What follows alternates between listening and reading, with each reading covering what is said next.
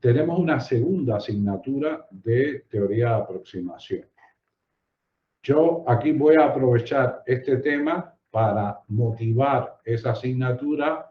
Voy a hablar una serie de temas, voy a hacer una serie de comentarios que tienen pues un fuerte contenido motivacional hacia ese enfoque, hacia la teoría de aproximación, y que aquí nos vamos a limitar a un caso muy particular, que es el caso de la diagonal de los aproximantes de Padet, de aproximación racional, dos teoremas que son dos clásicos, el teorema de Markov y el teorema de Stiglitz.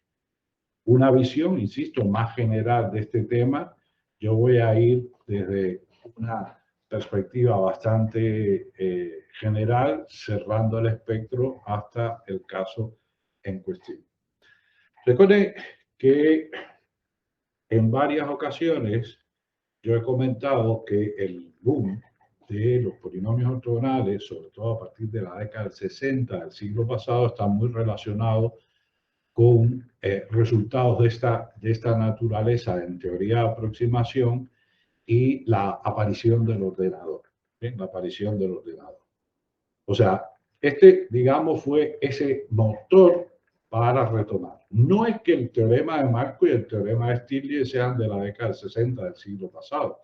O sea, estos son de fines del siglo XIX, inicio del siglo XX. Son resultados conocidos, pero a partir de ellos se desarrolló, por ejemplo, la aproximación racional multipuntual, es decir, con interpolación. Nosotros vamos a interpolar en el infinito, en nuestro caso, pero con interpolación en una tabla de puntos.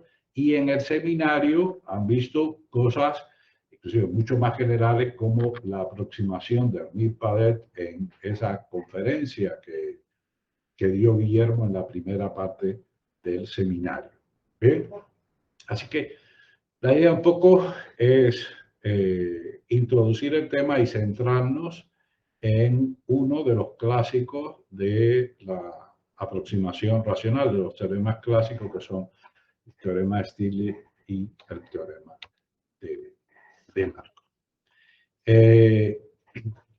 Básicamente haremos una introducción, fracciones continuas, a introducir los aproximantes de Padet, algunos resultados parciales, y mi intención, para hacerla en detalle, cómodamente, pues es que para la segunda clase de esta semana quede la demostración del teorema de Markov y el teorema de Stiglitz. Vamos primero a ganar en claridad en esa otra área de conocimientos de la matemática, que es la teoría de aproximación. Digamos que en la teoría de aproximación de funciones, pues nos interesa una determinada función o una clase de funciones, aproximarlas por otras, digamos, que son benévolas o que tienen una serie de propiedades que pueden, digamos, ser interesantes desde cierto punto de vista. Y esto que digo de forma ambigua, pongo un ejemplo directamente. Recuerden que las funciones más generales que se pueden evaluar en un ordenador son los cocientes de polinomio, con excepción de las funciones lógicas y las que tienen que ver con la estructura de ciertos números. Son las funciones, digamos, más generales que se pueden evaluar directamente. Por tanto, cuando estoy evaluando con un ordenador la exponencial, en realidad lo que estoy trabajando es con una aproximación de la exponencial. Entonces, muchas veces en los problemas conviene no utilizar un intermediario, que es la aproximación de la exponencial, para aproximar mi función donde interviene la exponencial, sino utilizar directamente los polinomios. Bien. Si estoy en procesos periódicos, pues claro, lo que nos interesan son las series trigonométricas, o desarrollar en términos de polinomios trigonométricos, combinaciones lineales de senos y cosenos, porque son las usuales, el ejemplo usual que tenemos de funciones periódicas. Y si son procesos que se repiten, pues obviamente nos puede interesar eso. O sea que tenemos polinomios trigonométricos, los polinomios algebraicos y hay muchísimas clases de funciones, otras clases de funciones, pero esos dos, digamos que centran el tema. Entonces, si yo voy a diseñar un método de aproximación, lo primero que me interesa en ese método es que exista la posibilidad de hablar de convergencia del método. Es decir, que yo esté utilizando una clase de elementos que sean densos en el espacio, que yo pueda crear una serie de subespacios, que en este caso de la transparencia son los G, y que al final la unión de todos esos subespacios sea denso. El ejemplo clásico que ustedes conocen muy bien a partir de la charla que dio la doctora Quintana en el seminario, que también está disponible en la web sobre el teorema de Weierstrass. Conocemos que los polinomios son densos en el espacio de las funciones continuas en un determinado. Entonces, podemos tomar como ejemplo, digamos, lo que sucede aquí, que G sub n son los polinomios de grado a lo sumo n. Pues está claro que los polinomios de grado a lo sumo n más 1 contienen en su espacio los polinomios de grado n, y que es la unión desde n igual 0 hasta infinito de todos los polinomios de grado entero, pues que son los polinomios. El espacio de todos los polinomios es denso en el espacio de las funciones continuas, como decíamos anteriormente. Bien, no quiere decir esto, no debemos confundir esto con que, digamos, si yo me quedo con los polinomios de grado n, pues claro, solo con los polinomios hasta el grado 5, pues obviamente eso no es denso en el espacio de las funciones continuas. Si yo tengo una función, lo que sí puede tener interés es escoger cuál en ese subespacio es el elemento más cercano. Más cercano aquí entre comillas, porque tiene que ver con la noción de cercanía que estemos utilizando. Bien, con la noción de cercanía. Esa noción de cercanía usualmente lo que depende es de la métrica y en nuestro caso de las normas. Solemos trabajar en espacios vectoriales normados, o sea que hay una estructura vectorial para que tenga sentido hablar de su espacio, que tenga una estructura métrica y que estas dos sean compatibles en el sentido en que ya hablábamos en el tema 0. Bien, la diferencia entre esa función y este elemento del subespacio G sub n, que aquí aparece denotada como Hn, pues eso en norma es la magnitud del error. ¿Bien? La magnitud del error. Y lo primero que hay que asegurarse es que efectivamente converge. Bien, que converge. Segundo aspecto de un método. Segundo aspecto de un método es la complejidad. La complejidad, porque al final hay que calcularlo. ¿Ven? Hay que calcular ese elemento, hay que calcularlo con el ordenador.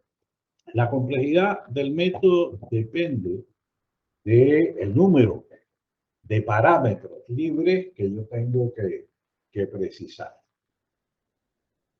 Fíjense ustedes que uno puede, que vamos a ver a continuación, como ejemplo para ilustrar esto, los polinomios de Taylor.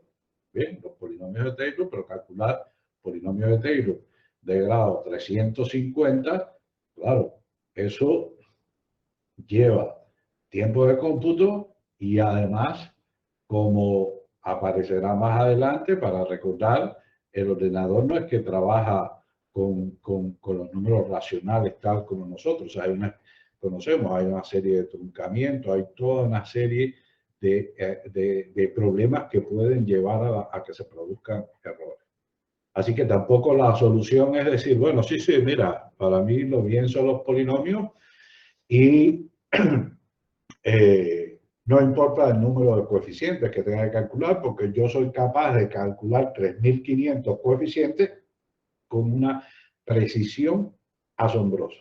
Y eso no es real. Así que en un método de aproximación, una de las cosas que nos interesan, y en este caso que lo estamos enfocando a través de la noción de su espacio vectorial, pues en realidad, digamos, esto lo podríamos cuantificar utilizando los polinomios con el número de coeficientes que va a tener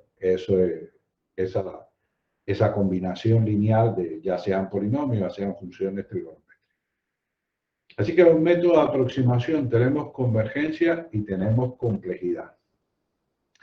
El balance entre la convergencia y la complejidad es lo que se llama la eficiencia del método y que nosotros cuantificamos en términos de eso que llamamos velocidad de convergencia, que va a ser un aspecto significativo de estos teoremas que vamos a demostrar en este tema, que va a ser una excelente noción de velocidad, una velocidad de tipo geométrica, es decir, tender a cero como un número menor que 1 elevado a la n cuando n tiende a infinito. Eso es una velocidad muy rápida, muy rápida.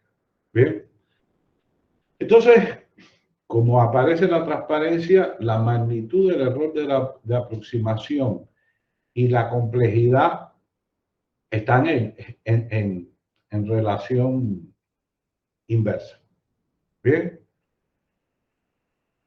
Es decir, que si yo tengo una función que tiene una gran complejidad, un polinomio de grado 3500, para lograr una aproximación del orden de 0,01, pues claro, eso no es eficiente. Eso no es eficiente. Entonces, la velocidad de convergencia es la forma de cuantificar la eficiencia de un método. Cuarto aspecto, la generalidad del método. Muchas veces nos sucede con los estudiantes que quieren, no, yo quiero un método, pero profesor, yo quiero un método que me permita resolverlo todo. ¿Ve? En el caso de cálculo de límites suele suceder mucho acá con la regla de Bernoulli-L'Hopital. O sea, para los estudiantes todos los límites son Bernoulli-L'Hopital. Todos absolutamente son Bernoulli-L'Hopital. Cuando tú estés trabajando con límites de sucesiones, con cosas como n factorial o parte entera, ellos no entienden por qué no pueden derivar y cómo derivar eso. O sea que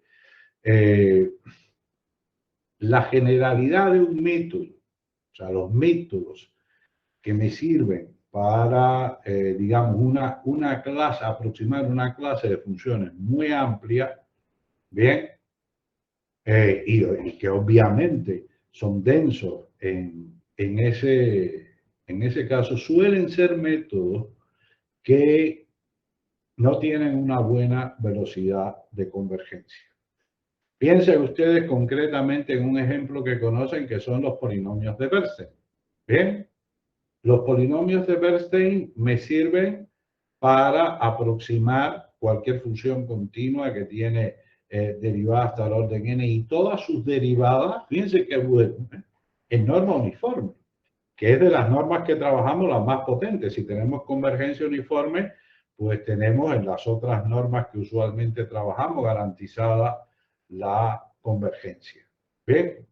Pero el orden de convergencia es del tipo 1 sobre n. Recuerden ustedes que el método es tan general, y es el ejemplo que siempre se pone, que los polinomios de Bernstein, si intentáramos aproximar en 0,1 la función x al cuadrado, ellos no entienden que sea x al cuadrado y hay infinitas aproximaciones. Se está aproximando infinitamente cuando ese es un polinomio de los más simples que hay. Bien, o sea, quiero decir que métodos muy generales no suelen ser métodos eficientes. Le pueden servir desde el punto de vista teórico, como es el caso del teorema de Weierstrass, al cual está dedicado una buena parte del primer tema de la siguiente asignatura, que es teoría de aproximación. Y algo que, por último, que nosotros no solemos aquí en teoría de aproximación dedicarle mucho espacio, más bien, fíjense que esto está muy relacionado con los temas de matemática numérica, de aproximación de funciones, y no es que exista una frontera clara, ¿verdad? Hay como una frontera borrosa entre esas dos áreas que es difícil decir, no, porque lo mío es teoría aproximada, sí, está bien, pero ¿qué tú haces si estos conjuntos son densos si no tienes un método para calcularlo? Bien. Entonces, esta última parte es relativa al costo computacional del modelo discreto. Es decir, hacemos estos métodos de aproximación, ya sea de aproximación por polinomio, del cual ustedes conocen el polinomio de Taylor. También en clases anteriores hemos visto los polinomios de interpolación de Lagrange, ¿verdad? Que hoy vamos a retomar el polinomio de interpolación de Lagrange en nodos equidistantes. Recuerden ustedes en los nodos de Chebyshev, que lo utilizamos como motivación de por qué son importantes los ceros de polinomios ortogonales, y en este caso particular de polinomios ortogonales de Chebyshev de primera especie. Luego, yo tengo un método, este es un método analítico, este es un método que, digamos, está descrito de una forma continua, pero para evaluar en el ordenador, yo tengo que ser capaz de crear una versión discreta, ¿bien?, de ese método. Piensen ustedes que el método tenga que calcular una integral.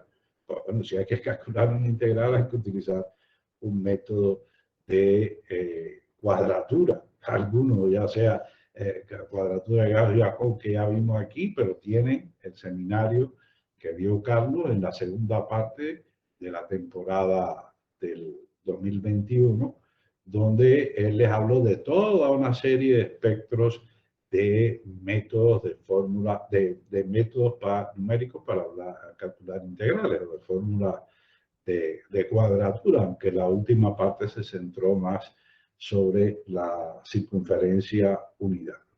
Bien. Entonces, además, en este costo computacional, pues me aparecen en las versiones discretas, pues errores de redondeo. ¿Por qué? Porque debido a la representación del ordenador de los números con un número finito de dígitos, los dígitos significativos, sea cual sea el número de dígitos que estoy utilizando, al final será un número de dígitos finito. En los propios errores de truncamiento. Bien, o sea, siempre hay que truncar en un determinado lugar, y esto obviamente pues produce errores. Y otros tipos de errores, como pueden haber errores en los modelos, errores en la entrada de datos y parámetros, errores humanos, ¿por qué no? Errores humanos. Lo cual nos lleva al título de esta transparencia, que errar no es solo de humano, y que en el cómputo numérico errar es inevitable. No es que yo voy a calcular la integral de x al cuadrado desde 0 hasta 1 y la puedo. O sea, yo tengo expresiones mucho más complejas, voy a aplicar un método numérico y ahí tengo que tener en cuenta qué tipo de errores inevitablemente se van a producir, ¿verdad? De alguna manera, como en el símil de la imagen, yo tengo unos datos, en este caso obtienen los datos distintas aproximaciones de pi, y lo que hacemos es a esa diana, que puede ser en el caso de aproximación de un número, o en lugar de pi puede haber una función, pues entonces yo con estos métodos de aproximación estoy lanzando unos datos, que estos datos pues, pueden estar más o menos cercanos de la función.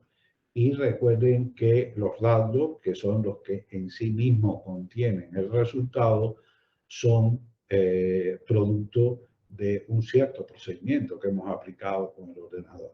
Bien, podemos decir, esto es muy bueno, esto es de tal, tiene tal orden de convergencia. Ah, bien, perfecto, esos son resultados de carácter teórico. Otra cosa es calcular la aproximación. A modo de ejemplo, voy a recordar en este ejemplo, para ilustrar lo que hemos visto, lo que he comentado, mejor dicho, que he visto anteriormente, en este ejemplo, tengo los polinomios de Taylor. Voy a calcular los polinomios de Taylor y los voy a graficar desde el polinomio de grado 0, que en este caso es la recta azul que aparece debajo. La función es f en x igual a la exponencial de coseno de x por seno de x más coseno de 2x más seno de pi x, y que está representada aquí en rojo. Bien, quiero que observen lo que puede suceder con este. Además, esto es polinomio de Taylor en -2. O sea, el polinomio son, en este caso, son potencias de x más 2. Bien, polinomio de Taylor, y las derivadas estarían evaluadas en -2. Por eso observan ustedes que en -2 es donde coincide. Este es el caso en que estoy interpolando en un punto, o sea, en -2, y ahí estoy interpolando la función y todas sus derivadas. Conocen ustedes, están claros, el polinomio de Taylor y la serie de Taylor. Las sumas parciales de la serie de Taylor correspondiente a esta función en -2 será el polinomio de Taylor. Quiero que ustedes observen que a partir de las mediciones que hacemos en este punto, y esto simplemente puede corresponder a unos datos de un experimento donde en un determinado punto estamos mirando la variación de la temperatura. En ese punto he colocado un termómetro y puedo saber cuál es la temperatura en ese punto, con qué velocidad está cambiando la temperatura, bien, qué aceleración tiene ese cambio y derivadas sucesivas. Es decir, yo puedo hacer todas esas mediciones en ese punto. Como no puedo medir en todos los puntos de, digamos, una barra que tenga, como no puedo pedir, yo voy a hacer las mediciones en este punto, y a partir de aquí me gustaría conocer el comportamiento en puntos que están cercanos o quizás no tan cercanos. Lo que ustedes van a ver en la animación es que de manera muy rápida, con polinomios, ¿bien?, de un cierto grado razonable, digamos entre 5 y 10, va a avanzar mucho en la horizontal. Esta función, que ahora es una recta azul, va a ir cambiando, va a ser un polinomio de grado 1, 2, 3, 4, 5, así hasta grado 7. Rápidamente ocupa un espacio, pero luego da la impresión de estar estancada, que en realidad no está estancada, está ampliando, pero la velocidad de convergencia se ralentiza. La velocidad de convergencia se ralentiza. Vamos a ver. ¿Ven? Observen. O sea, con unos cuantos grados casi llegué hasta -4, y ahora va aumentando el grado del polinomio, lo cual quiere decir que la velocidad de convergencia se ralentiza mucho con la complejidad del método, porque aquí estoy calculando un polinomio de grado 100. El polinomio de grado 100 tiene 101 coeficientes. Polinomio de grado 100 tiene 101 coeficientes. O sea, aquí observe que rápidamente ocupo un espacio, pero a partir de un cierto momento, o sea, a partir de un cierto momento, digamos a partir de 10 en adelante, pues se ralentiza. Se me ralentiza mucho el proceso. Bien.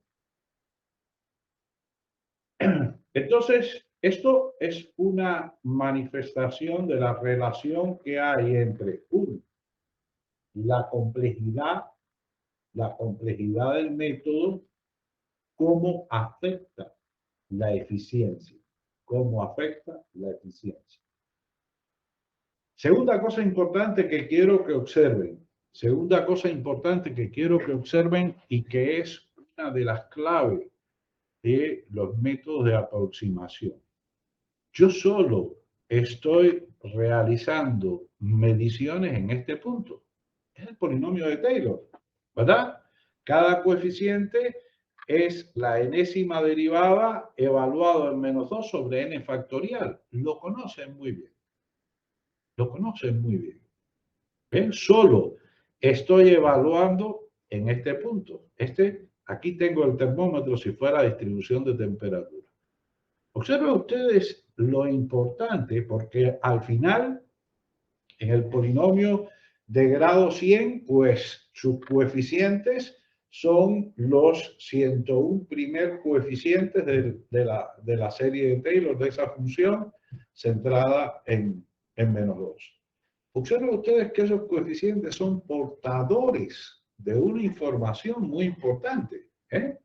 Muy importante. Si yo pudiera calcular con exactitud, con polinomios de grado 10.540 millones, imaginen ustedes, si eso fuera muy fácil, sin tener muchos errores, cómo esos coeficientes, donde único estoy midiendo es en ese punto, en -2, y cómo lo que yo hago al calcular los polinomios es descodificar esa información que está en los coeficientes de la serie de Taylor. ¿Ven?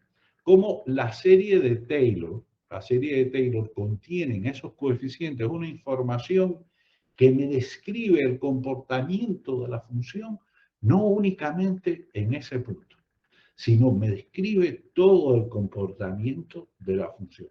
Ya yo mencioné esto con anterioridad en relación con la segunda asignatura que vamos a ver.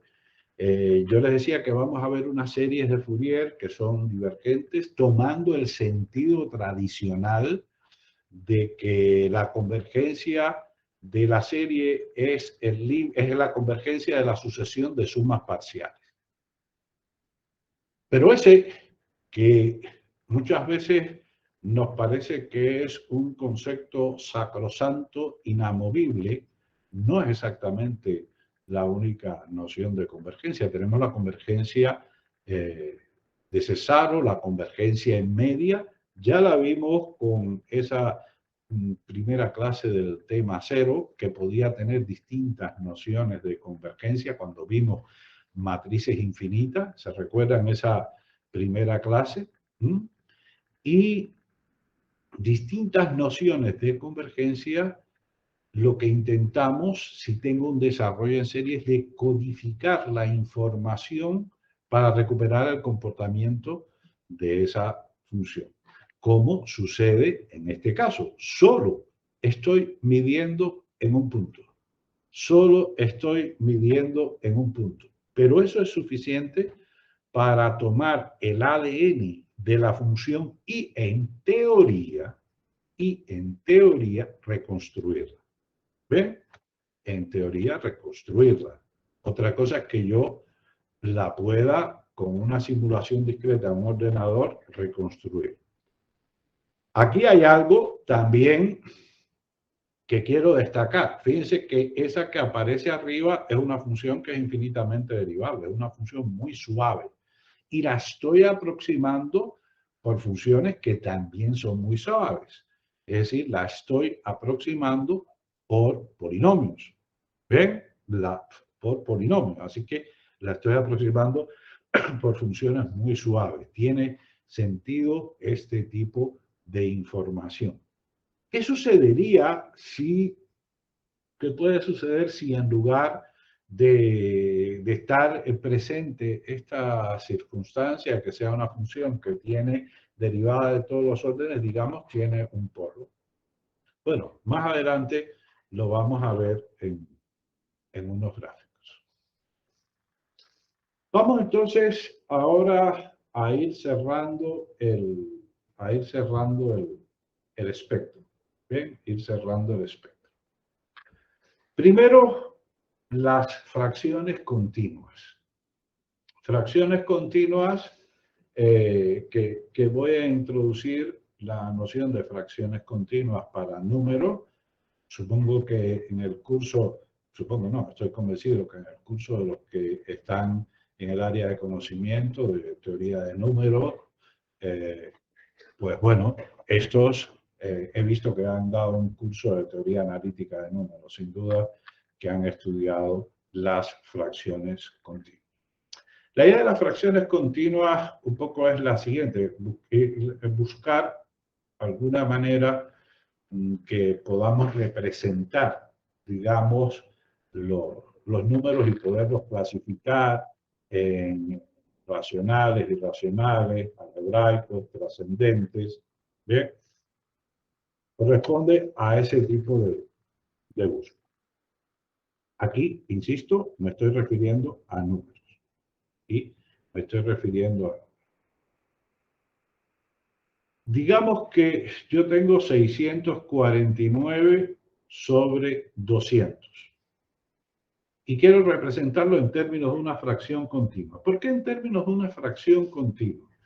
Piensen ustedes que si ustedes tienen la notación decimal usual, es decir, cada número lo están descomponiendo en potencias de 10, que es la base del sistema de numeración, ¿verdad?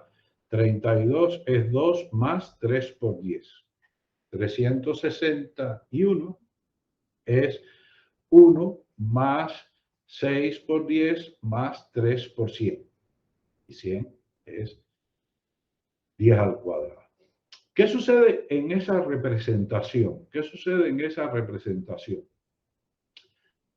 Si yo tengo un número racional, pues bien, un número racional o bien tiene un número de lugares finito después de la coma, o hay una serie de números que se repiten periódicamente. Digamos, por ejemplo, un tercio, 0,333333, que se repiten de manera infinita. La búsqueda de una alternativa que permitiera establecer más claro, y esto no es nuevo, después de esto veremos que fórmulas que son del 1600 y tanto. Bien.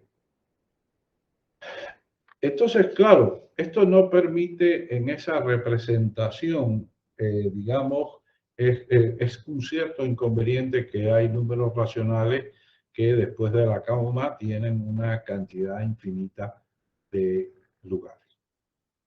Vamos entonces a ver cómo se descompone 649 entre 200 en fracciones. Yo tengo 649 entre 200. Cuando yo divido, la parte entera de esa división es 3. Perfecto. Voy a tomar 649, fíjense que tengo el 3 aquí. Voy a tomar 649 sobre 200 y le voy a restar 3. Bien. Lo que me queda entonces es 49 sobre 200. Voy a tomar el recíproco de 49 sobre 200 y ahora es 200 sobre 49. 200 entre 49, repitiendo el algoritmo, la parte entera es 4. Perfecto. Entonces 3 más 1 sobre 4 más, ahora digo, 249 menos 4, que es su parte entera, es 4 sobre 49. Voy a hallar el recíproco. 49 sobre 4. 49 sobre 4, 12 es la parte entera. Perfecto, aquí tengo la parte entera. 49 sobre 4 menos 12 es un cuarto. Recíproco de un cuarto, 4. La parte entera, 4. 4 menos 4, 0. Esta es la representación en términos de fracciones continuas de 649 sobre 200, es 3,245. Es la idea básica. Estas se llaman fracciones continuas simples. Simples porque siempre en el numerador aparece 1. Yo en un momento voy a hacer un comentario, en un momento vamos a saltar a las generalizadas, donde aquí no tiene por qué ser estos números que aparecen aquí, no tienen por qué ser 1. Bien, esta es otra forma de notarlo. 3, punto y coma, 4, 12, 4. Bien, esta es otra forma de notarlo. ¿Por qué? Digamos, este tipo de representación. Primera fundamentación. La fracción continua que representa a un número racional es finita. Y solo los números racionales tienen un número finito. ¿Bien? Es decir, aquí no seguimos hasta el infinito.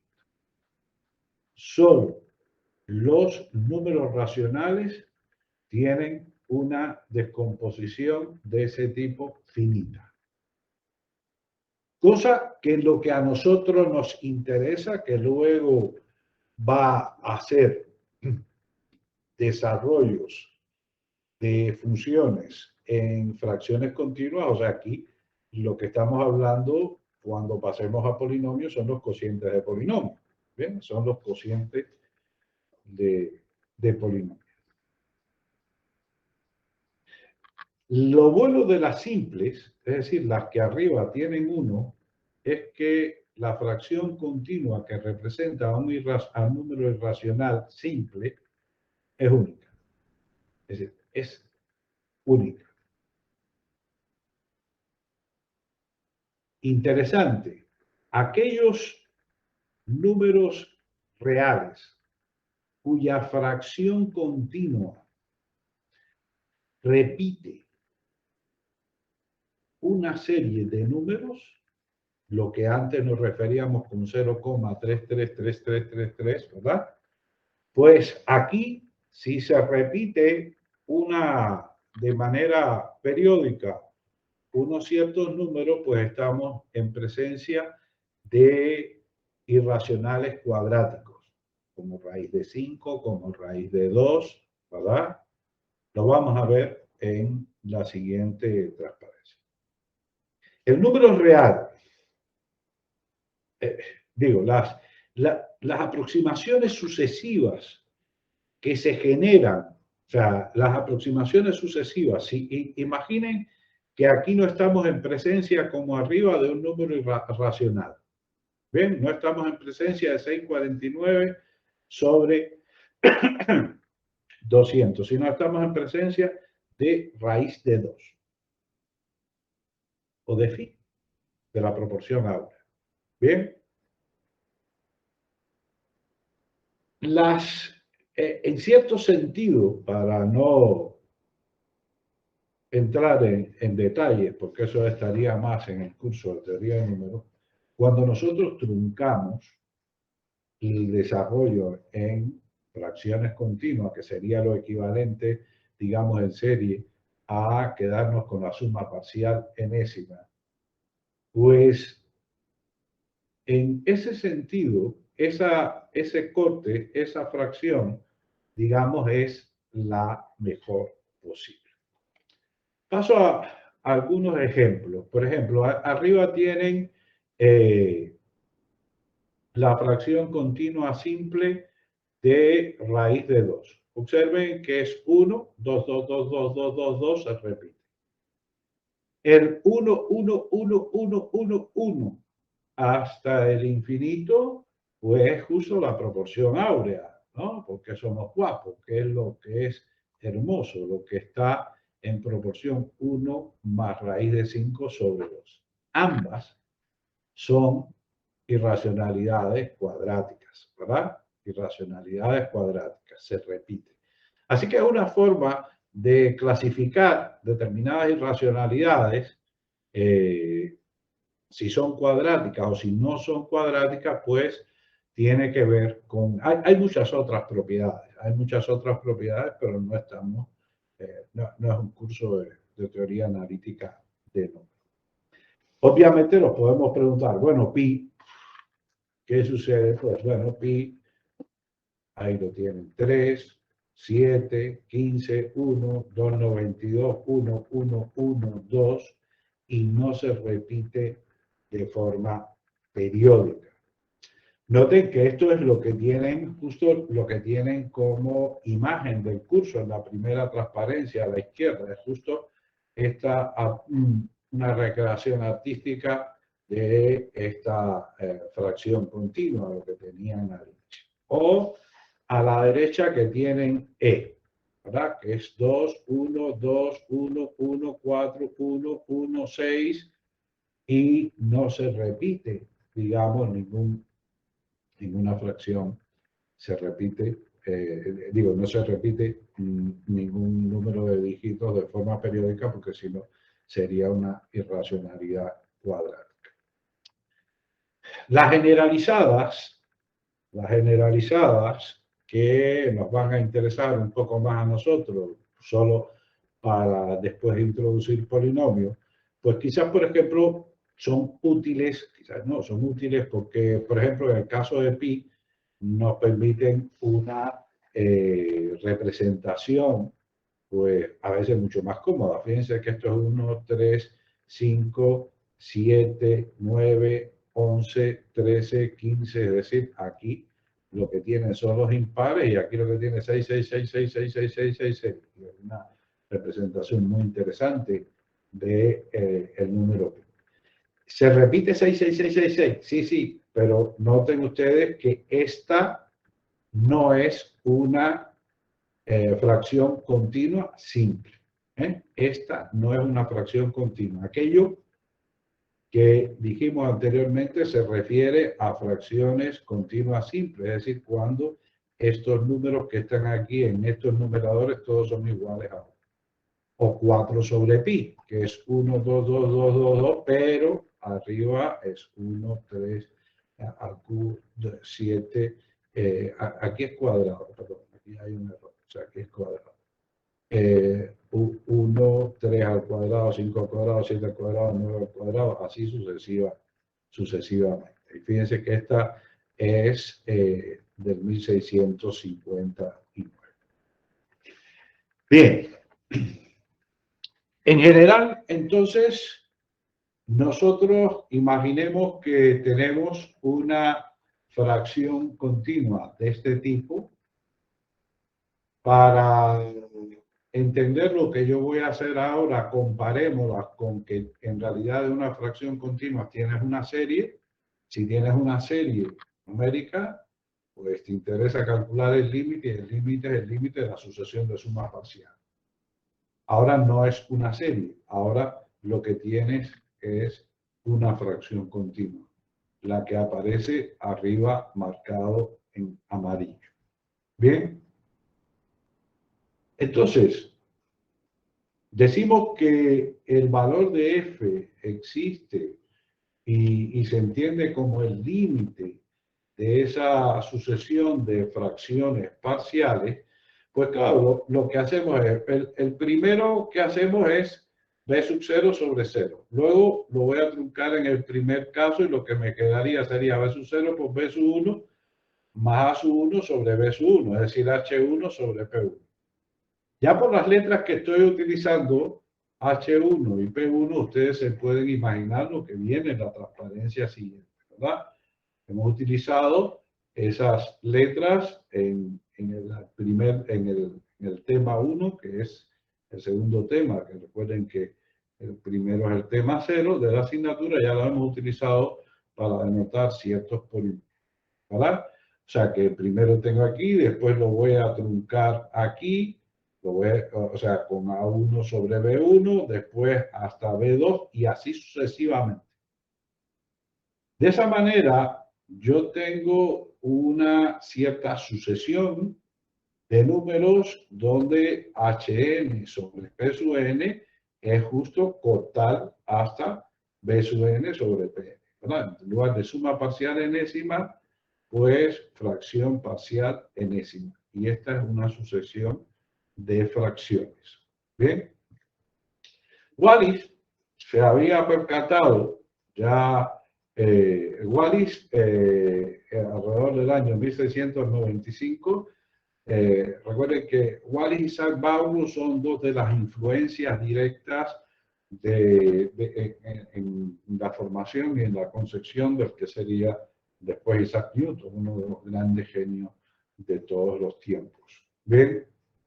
De alguna manera se asocia a Wallis con la perspectiva aritmética, con la base de lo que en el curso de análisis complejo llamamos aritmetización del análisis, y el otro enfoque, el enfoque contrario, el enfoque analítico, se debe a Barrow, hablando a grandes rasgos.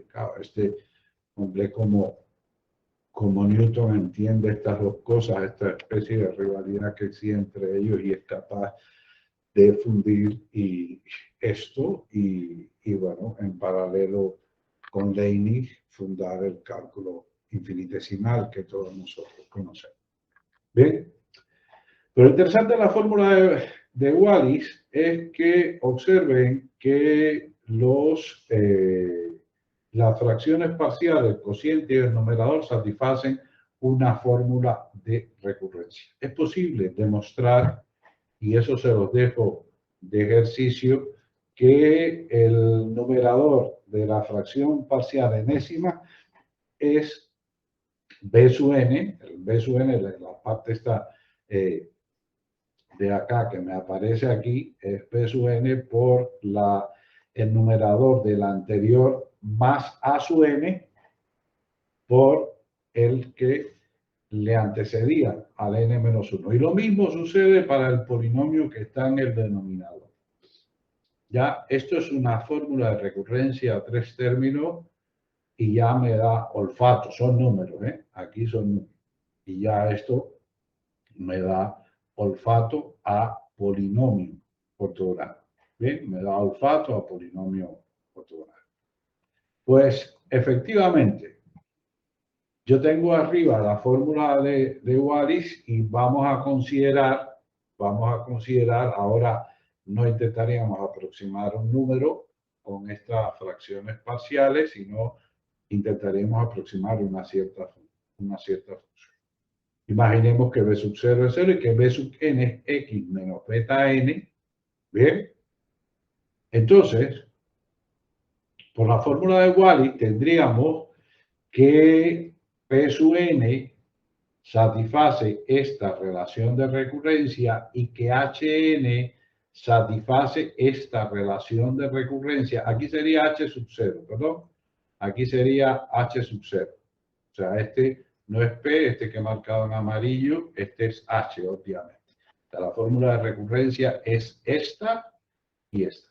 Pero claro, observen ustedes que considerando las condiciones del teorema de Favart que nosotros conocemos, pues obviamente si son polinomios que satisfacen esta fórmula de recurrencia, pues hay una medida con respecto a la cual son ortogonales. Los P sub n serían los polinomios ortogonales con respecto a la medida, y los H sub n serían los polinomios de segundo tipo o polinomio asociado, que en una de las extensiones está dedicado a estudiar, pues, Juan. Bien, interesante. O sea, que de hacer este tipo de consideración, entonces ahora yo tengo una sucesión de funciones racionales, de cocientes de polinomios. Y mi problema es ¿a qué converge? ¿A qué converge? ¿Bajo qué condiciones? ¿A qué converge esta función? Esencialmente lo que vamos a hacer entonces a continuación es definir los aproximantes de Fadet que son por excelencia el método, digamos, de aproximación racional más conocido. La idea de los aproximantes de Padé es la siguiente. En este caso, vamos a considerar aproximantes de Padé donde el punto donde estamos interpolando es z igual 0. Ustedes deben entenderlo como una extensión de la fórmula de Taylor. ¿Ve? De hecho, la fórmula de Taylor va a formar parte de la familia de aproximantes. Imaginemos que yo tengo una función f en z que viene dada a través de ese desarrollo formal. Insisto, formal. No tiene por qué ser convergente. Bien, si comparamos con lo que yo decía anteriormente, en un punto determinado, haciendo mediciones, digamos, de temperatura, voy con ello conformando mi serie, bien, y esta, pues, no tiene por qué ser convergente, por eso utilizamos desarrollo formal, bien. Vamos a considerar entonces que n y m son un par de números enteros. Este teorema nos dice que existe un par de polinomios P sub n, m, Q sub n, n, tales que el grado de P sub n, P sub n, m es menor que n, y que el grado de Q sub nm es menor que m, y Q sub nm no es el polinomio. O sea que obviamente tenemos que garantizar que si no estaríamos en presencia de una indeterminación. Si miran más adelante, este Q sub nm es el polinomio que me va a aparecer en el denominador. Y estos polinomios son tales que Q sub nm por f menos P sub nm admite un desarrollo en serie a partir de m más m más 1. ¿Okay? A partir de la potencia n más m más 1. Cualquier par de polinomios que satisfaga estas condiciones i y 2i define una única fracción racional, probaremos la unicidad, a la cual vamos a llamar el aproximante de Padé de orden nm asociado a la función. Recuerden, polinomio del numerador de grado menor o igual que m y polinomio del denominador de grado menor o igual que m.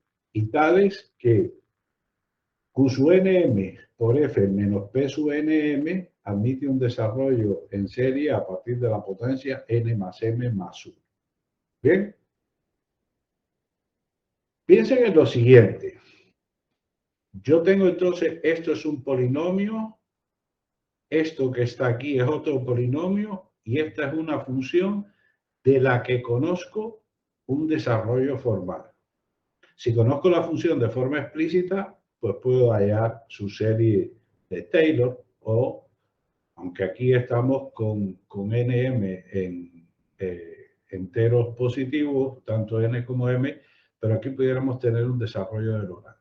Bien, es decir, potencias exponentes negativas. Pero bueno, en nuestro caso, aquí tenemos una serie, un desarrollo en potencias positivas.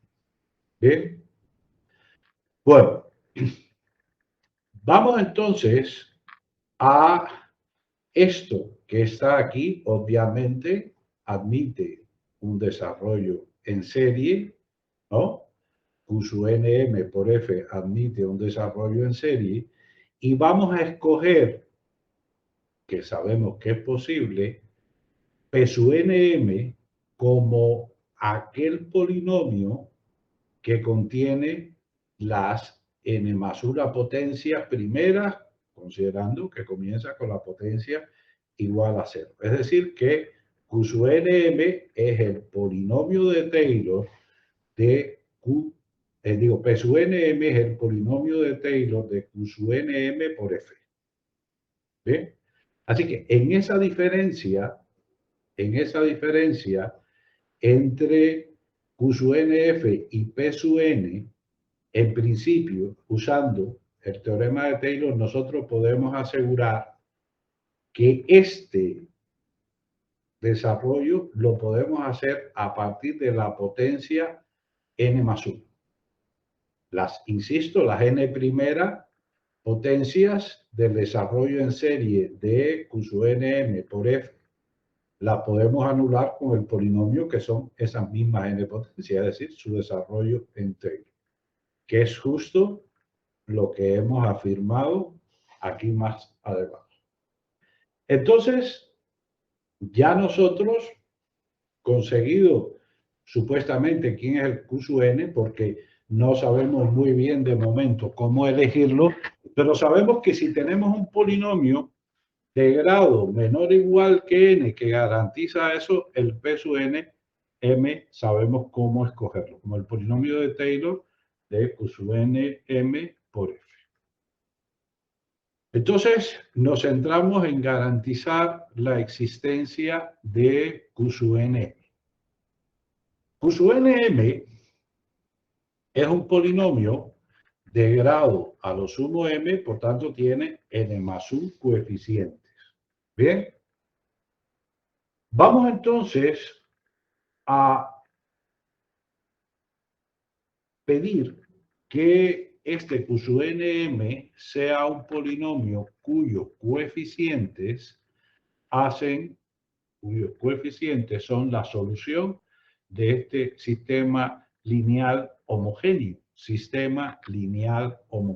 para cada una de las potencias. Es decir, que del coeficiente de la potencia n más 1 hasta el n más m, debíamos garantizar que en este sistema lineal homogéneo se pueden escoger esos coeficientes de Q sub nm de manera tal que ese sistema lineal de ecuaciones sea bien. Es un sistema lineal de n ecuaciones con, o sea, de m ecuaciones con m más 1 incógnitas. Bien. Bueno, como es un sistema de n ecuaciones con m más 1 ecuaciones, está claro que siempre existe una solución no trivial. Bien, siempre existe una solución no trivial. Es un sistema sobredeterminado, la cual nos daría el Q sub nm de grado, obviamente, al tener de grado menor o igual que m, y al existir solución no trivial, obviamente, distinto de 0. Ya voy a escoger entonces, como ya de esta manera sé cómo puedo encontrar un Q sub n, ¿bien? Pues entonces el P sub n correspondiente, como expliqué anteriormente, sería el polinomio de Taylor asociado a Q sub n m por F.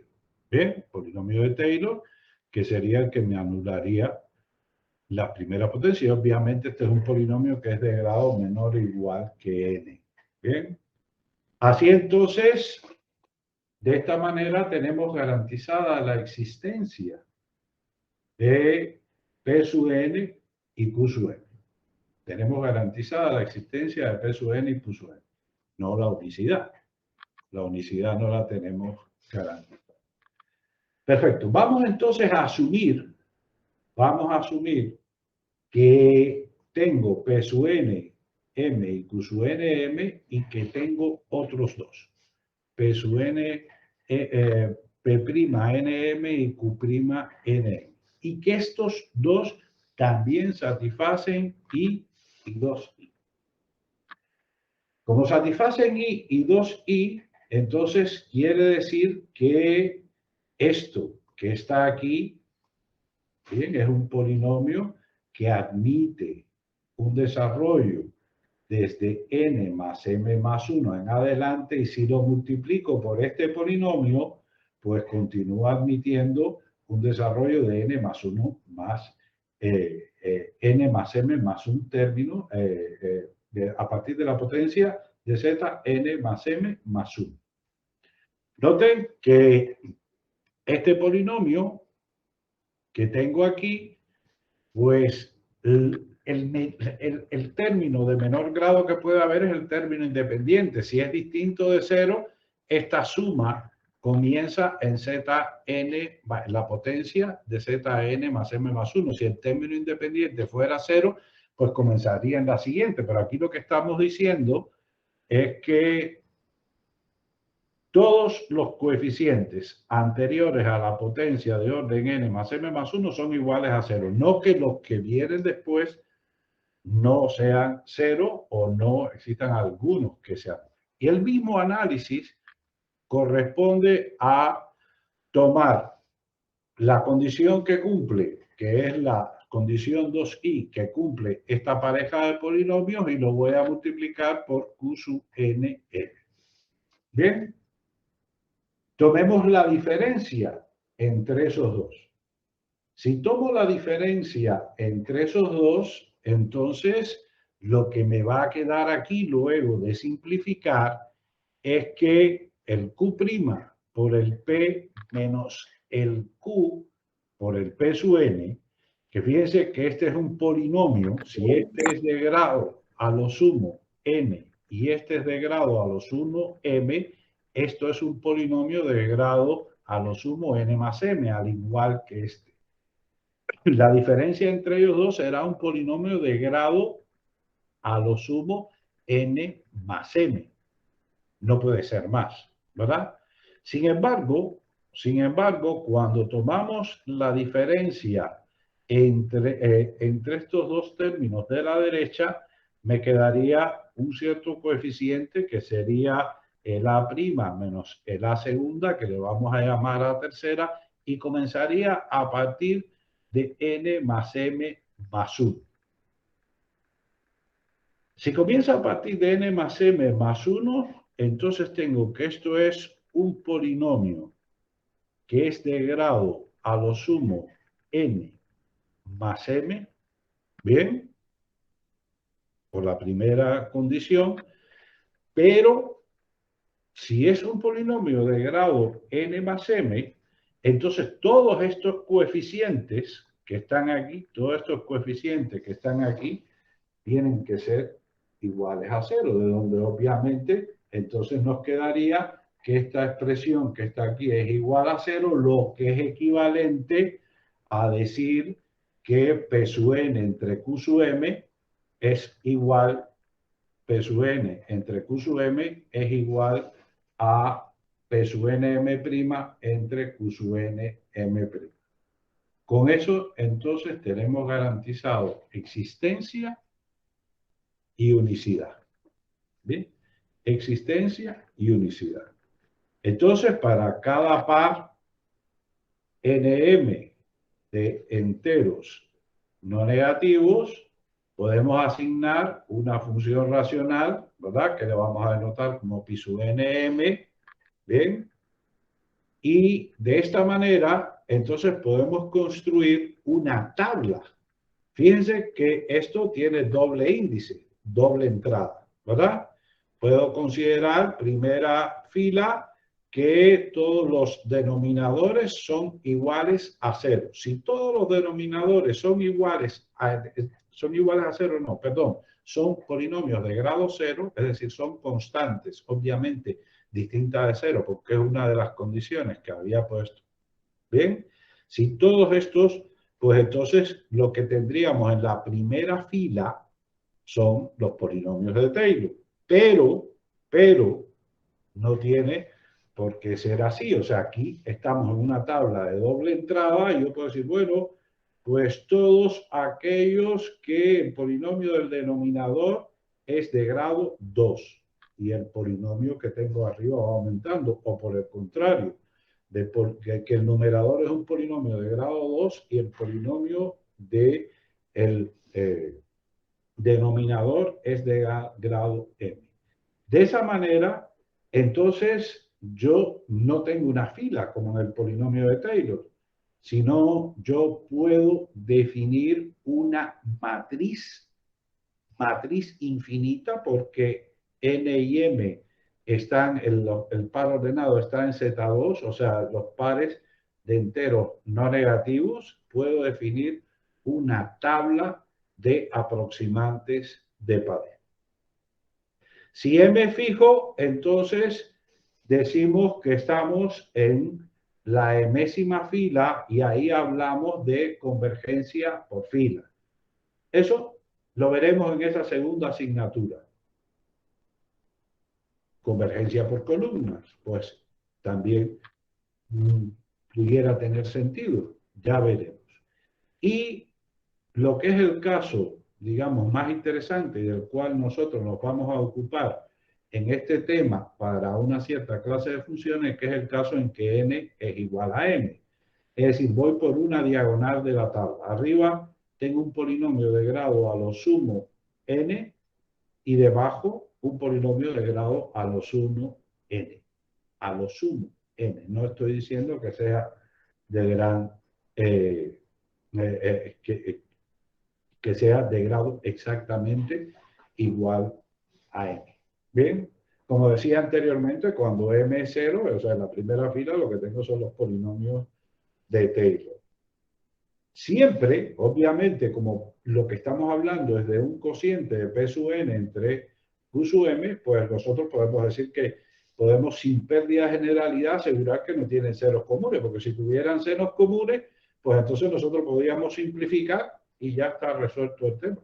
Bien, simplificamos el cero que está en el numerador con el factor correspondiente a ese cero en el denominador y ya nos quitaríamos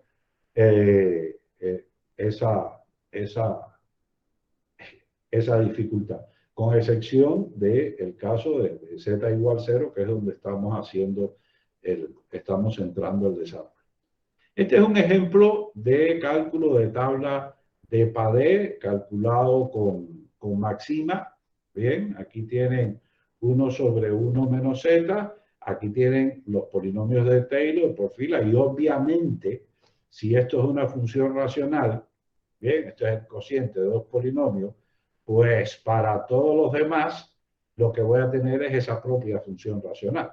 Bien, no me sucede como aquello que comentaba de los polinomios de Bernstein, que cuando era x al cuadrado, pues nos daba una sucesión de polinomios que lo aproximaba, pero no eran x al cuadrado. O sea que, básicamente, por la primera fila lo que tengo son los polinomios de Taylor, y ya una vez que admito que el denominador puede tener grado mayor que 0, entonces está claro que lo que me queda es la propia fracción. Pero claro, no tendría mucho sentido si esto solo lo aplicamos a cociente a funciones que son funciones racionales. Aquí hay uno de los clásicos de la aproximación racional, que es el de e a la z, la exponencial.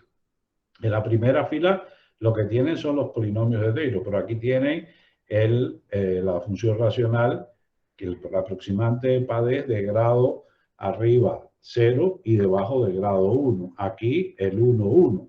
Cuando hablamos de convergencia por la diagonal, no hablamos de esta diagonal.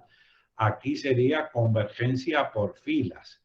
Si es convergencia por filas, el polinomio que tengo en el denominador tiene grado fijo. El polinomio que tengo en el denominador tiene grado fijo. Aquí en las columnas, el polinomio que tengo en el numerador es el que tiene grado fijo. El polinomio que tengo en el numerador es el que tiene grado fijo. Y aquí tengo las convergencias por diagonales, que es el caso que nos va a interesar a nosotros. Bien, voy a hacer aquí un paréntesis para complementar los comentarios anteriores. Aquí he saltado, bueno, ese es el archivo que yo les comentaba que tenía, donde está justo todas estas cosas de la tarea que ustedes deben subirme, y esto son cosas que pueden hacer de ahora en adelante, que es el objetivo. Fíjense aquí. Aquí tengo la función que es esta.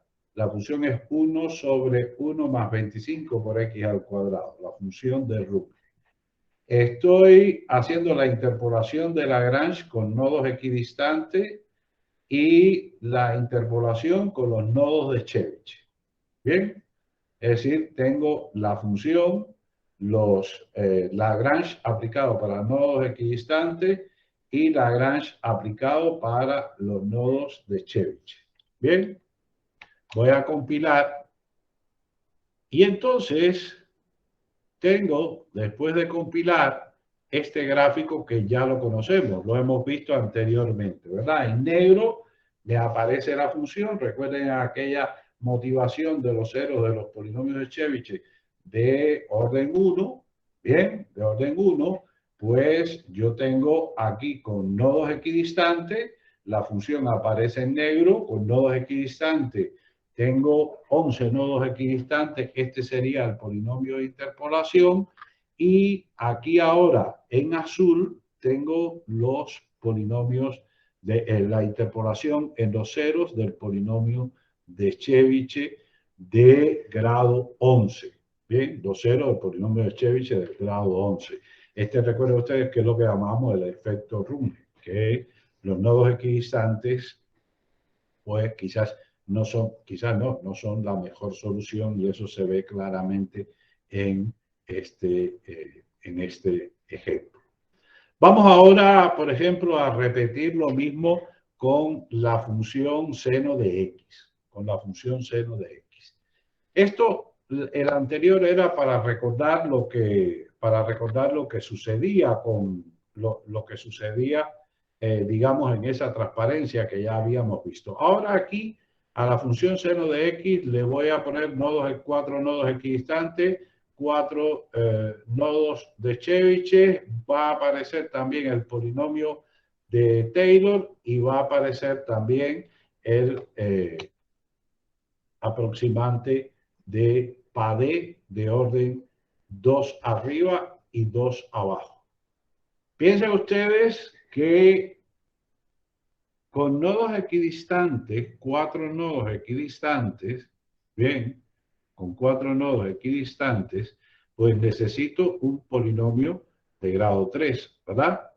De grado 3, que es el que tiene 4 coeficientes por determinar. Me refiero al polinomio de interpolación de Lagrange que ya hemos visto, bien, que ya hemos visto. Es decir, este que tengo aquí, bien, este que aparece en rojo. En azul, lo que tengo es la función seno entre menos 1,5 y 1,5.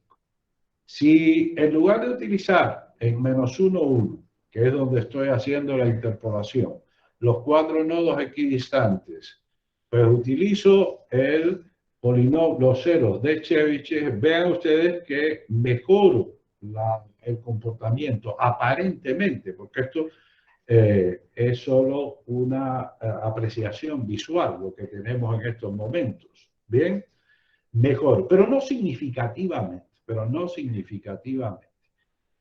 Pues voy a ver con el polinomio de Taylor que aparece aquí con este color fucsia.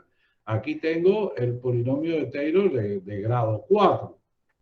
Parece que no es tan bueno como el anterior, pero también es muy fácil de calcular, o sea, lleva mucho menos volumen de cálculo. Entonces, igual en este caso a mí me compensa. Y luego voy a ver el aproximante de Padé, que es el que aparece en verde, el aproximante de Padé tengo arriba un polinomio de grado a lo sumo 2 y debajo de grado a lo sumo 2. Noten ustedes lo siguiente, porque a veces uno no se percata de la situación. Si yo tengo un polinomio de grado 4, tengo 5 parámetros libres, sus coeficientes. Pero si yo tengo dos polinomios de grado a lo sumo 2, el que está arriba tiene 3 parámetros libres. Bien, su coeficiente es un polinomio a lo sumo grado 2. Pero el de abajo no tiene 3 parámetros libres, tiene 2. Y tiene 2 porque siempre yo puedo dividir entre uno de los coeficientes y sin pérdida de generalidad, siendo la misma fracción, yo puedo decir que el polinomio del denominador es mónico. Bien. Fíjense ustedes, tienen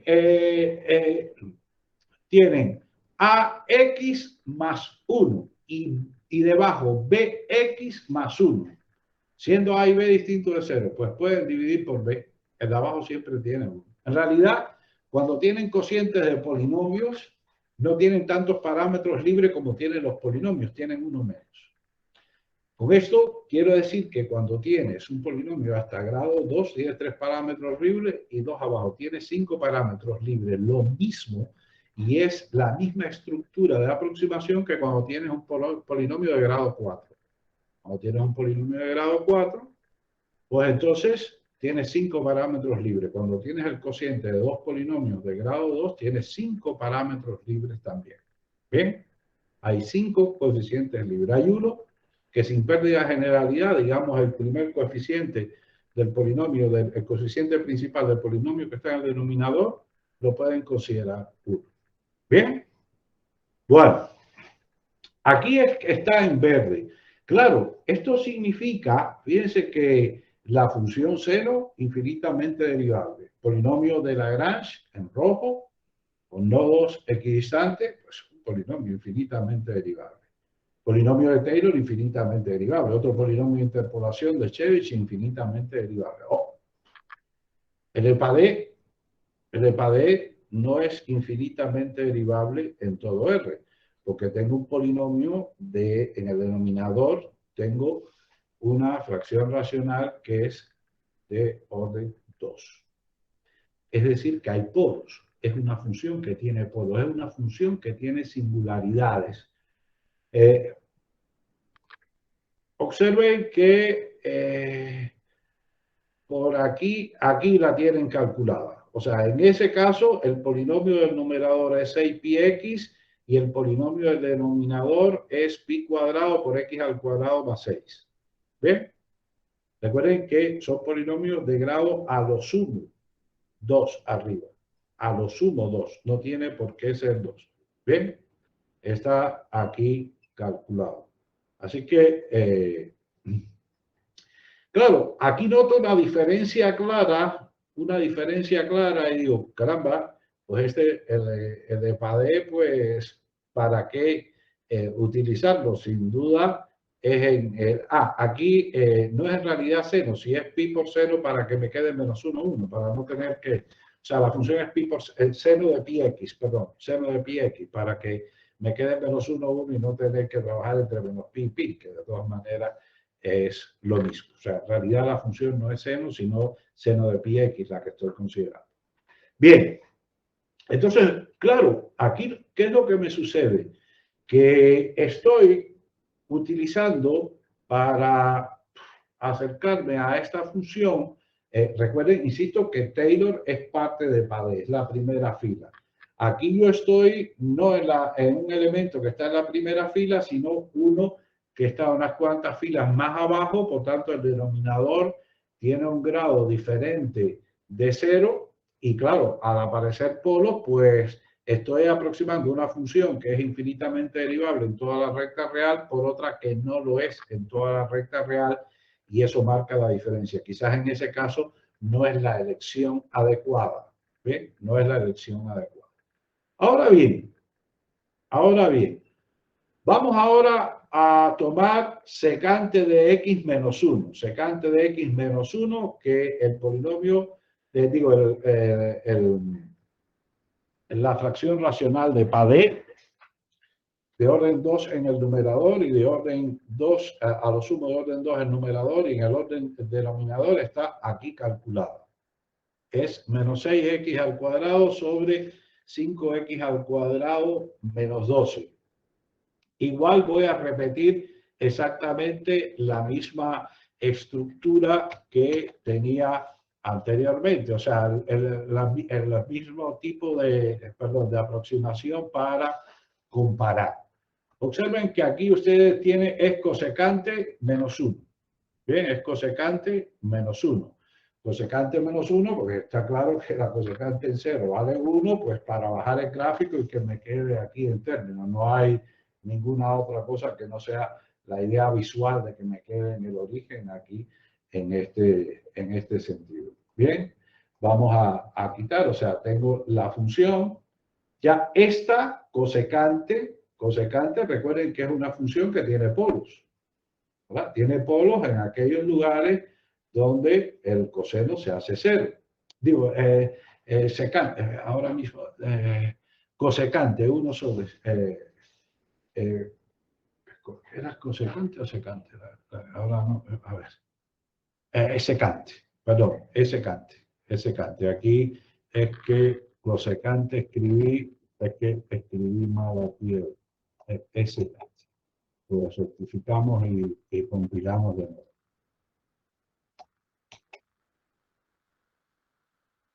Es la función secante que es 1 sobre coseno. ¿Bien? Bueno.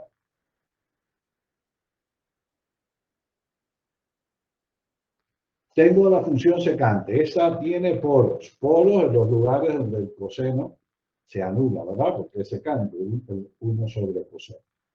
Si utilizo nodos equidistantes, 4 nodos equidistantes, pues entonces para aproximarla aquí en menos 1, 1, equidistantes me refiero escogidos en menos 1, 1, pues tendría este comportamiento que está aquí. Bueno, vamos a ver, vamos a usar los de Chebyshev a ver si mejoramos la apuesta. Pues parece que sí, ¿verdad? Aquí con el azul parece que aquí, al menos entre menos 1 y 1, da la impresión que sí. Aquí como que se aleja más, fuera, como que se aleja más, fuera de menos 1, 1.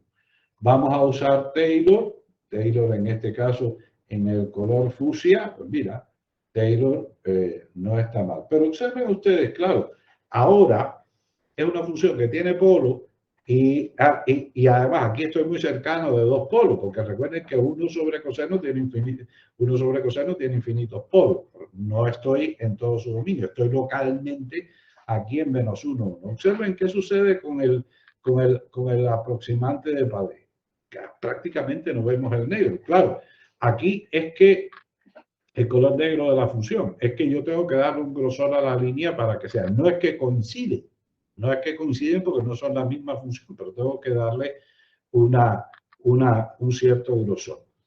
Bien, entonces, igual aquí noten que es interesante comparar con Taylor, solo estoy interpolando en el origen de coordenada lo mismo en Padé que en Taylor, mientras que con nodos equidistantes estoy estableciendo un mayor control, o sea, hay más puntos donde estoy obligando a que coincida la función, ¿eh? Estoy obligando a que coincida la función. Pero observen ustedes como su naturaleza. Que si tengo funciones que no tienen polos, no escoger aproximantes de Padé, pues ¿por qué? Si Taylor es un caso particular de los aproximantes de Padé, ¿sí? Estamos ante un espectro y no hay un método único para aproximar función. Depende de la región y de la naturaleza de la función para escoger el tipo de aproximante adecuado.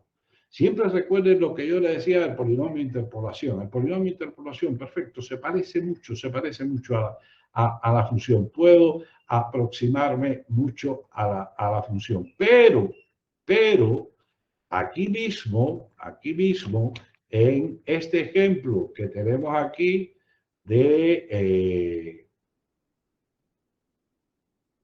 aquí mismo, obviamente, vemos con nodos equidistantes que la derivada del polinomio que aparece en rojo, la derivada del polinomio que aparece en rojo, prácticamente nada tiene que ver, nada tiene que ver con la derivada de la función que es 1 sobre 1 más 25 por x al cuadrado, ¿verdad? O sea, no tiene nada que ver. Y bueno, pues no importa. ¿Y tendrá que ver con los Echevy? Pues exactamente lo mismo. Exactamente lo mismo. Observe que el polinomio de interpolación es como la máquina de coser, ¿verdad? Como la máquina de coser que vamos arriba y abajo interpolando.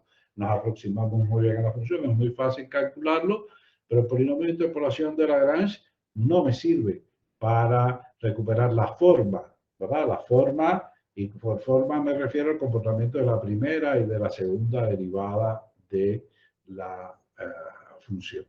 Bien, bueno, nos vamos entonces a el preámbulo del teorema de Markov, que ya no demostraremos en esta clase, nos queda la demostración para la siguiente, pero vamos a introducir los requisitos que necesitamos para que así de aquí al jueves ustedes maduren estas ideas. Recuerden, no estoy en el curso de teoría de aproximación. Aquí lo que quiero ver es una aplicación de los polinomios ortogonales en este contexto. Ya veremos en esa segunda asignatura una versión más ampliada de esto que he comentado aquí y las razones para, digamos, tener convergencia o lo que necesitamos por fila o en diagonales retomaremos esto que estamos viendo ahora. Por diversas razones que no voy a explicar en detalle, a nosotros nos conviene mejor interpolar en el infinito. Claro, para interpolar en el infinito, entonces las series formales nos interesan que sean del tipo f sub k, sería el coeficiente sobre z a la k. Bien, nos interesa interpolar en el infinito más que interpolar en cero. Así que entonces si tengo esta serie formal, la serie en el infinito sería entonces f mayúscula en z, que donde hacemos la sustitución de la f que teníamos inicial por 1 sobre z. ¿Qué significa eso? Bueno, entonces ahora imaginemos que este P sub n m techo, Q sub n m techo es el aproximante nm de Padé de la función f en cero. Entonces, el aproximante en el infinito, el de interpolación en el infinito, que es el que vamos a utilizar nosotros, al que nos vamos a dedicar en el resto de este tema, lo definimos como este que está aquí, evaluado en 1 sobre z. Bien. En lo sucesivo, nosotros en lo adelante nos vamos a dedicar a la diagonal principal, como dije anteriormente, es decir, que n es igual a m. ¿Bien? N y m son iguales. Entonces, si estoy en la diagonal principal, por el teorema de existencia de unicidad, si tengo este desarrollo formal y existen estos polinomios que tienen este tipo, o sea, la condición 2i, son tales que Q sub n con techo por f menos P sub n admite un desarrollo desde en potencias a partir de la potencia n más m más 1, y como n es igual a m, por eso me aparece 2n más 1, entonces ese par define un único aproximante de Padé. Vamos a hacer el cambio de variable.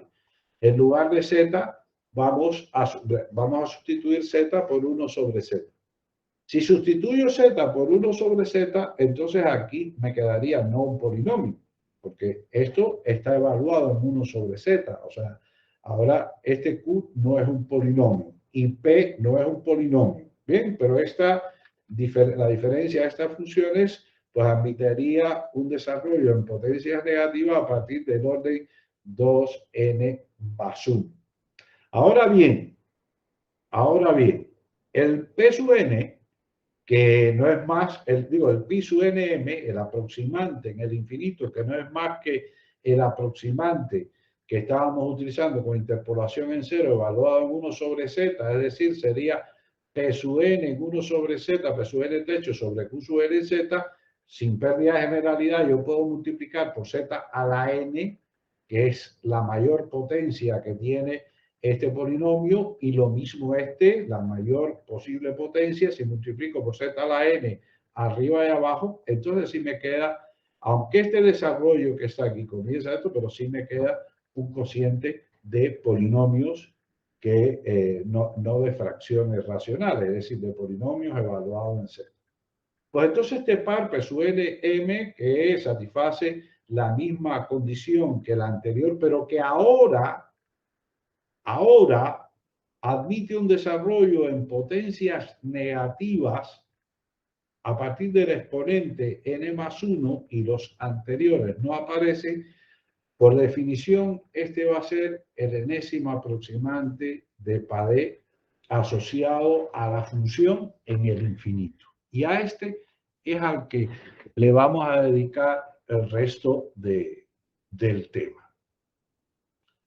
Vamos a introducir un cierto tipo de función que admite porque uno puede preguntarse, bueno, pero ¿en qué función f es tal que estos polinomios admiten esas características? Bien, pues vamos a considerar la función, si tengo una medida en esta clase buena, que ya desde el primer tema le llamábamos M1, en menos 1, 1, pues vamos a llamar función de Markov a esta función que está aquí.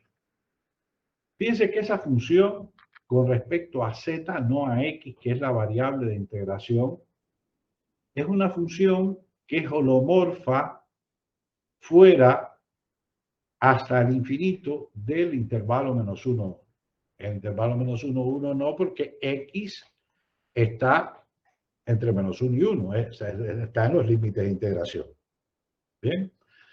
1 sobre 1 menos z menos x, pues lo podemos desarrollar en potencias de x, ¿verdad? Sería dividir arriba y abajo por z, utilizar la conocida fórmula de la serie geométrica, sabemos que entonces admite este desarrollo y que si el valor absoluto de z es mayor que 1, la convergencia de esta serie es uniforme. Bien. Bueno, x obviamente entre menos 1 y 1. X entre menos 1 y 1 porque era donde estaban los límites de integración. Significa entonces que esta función mu en z, función que depende de z, si nosotros 1 sobre z menos x lo sustituimos, si nosotros el 1 sobre z menos x lo sustituimos por su desarrollo en serie y utilizamos la linealidad de la integral, entonces lo que me va a quedar es que este tipo de funciones admiten un desarrollo en serie desde k igual 1 hasta infinito de u sub k menos 1 sobre z a la k, donde el valor absoluto de z para garantizar convergencia uniforme es mayor que 1. Y, ojo, muy interesante, los coeficientes de ese desarrollo son los momentos de la medida.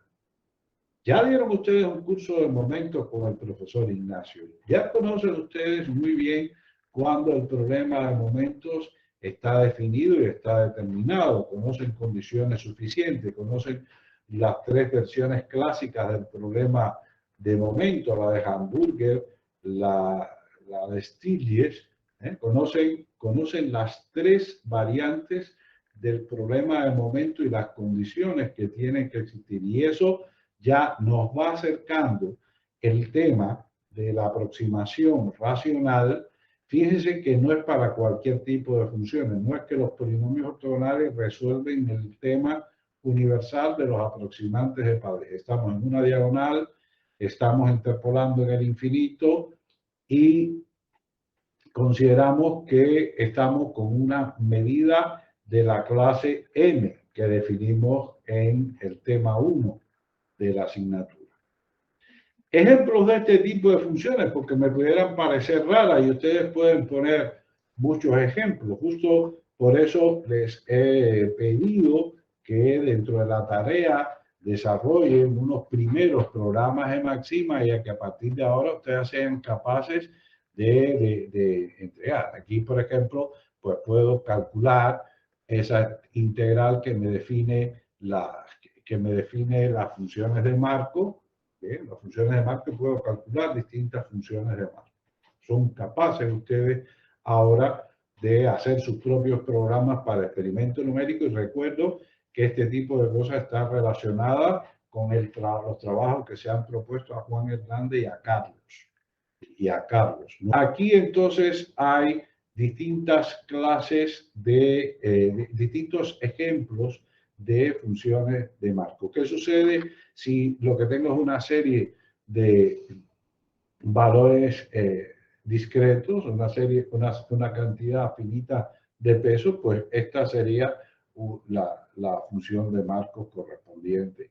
¿Qué sucede si lo que tengo es la medida de LB, que es menos 1, 1? Pues estamos hablando de que nos interesará aproximar logaritmo de z menos 1 sobre z más 1. ¿Qué sucede si la medida es 1 sobre pi por la de Chebyshev de primer tipo? ¿Bien? La de Chebyshev de primer tipo. Bueno, resulta que en ese caso estaremos aproximando 1 sobre raíz cuadrada de z al cuadrado menos 1.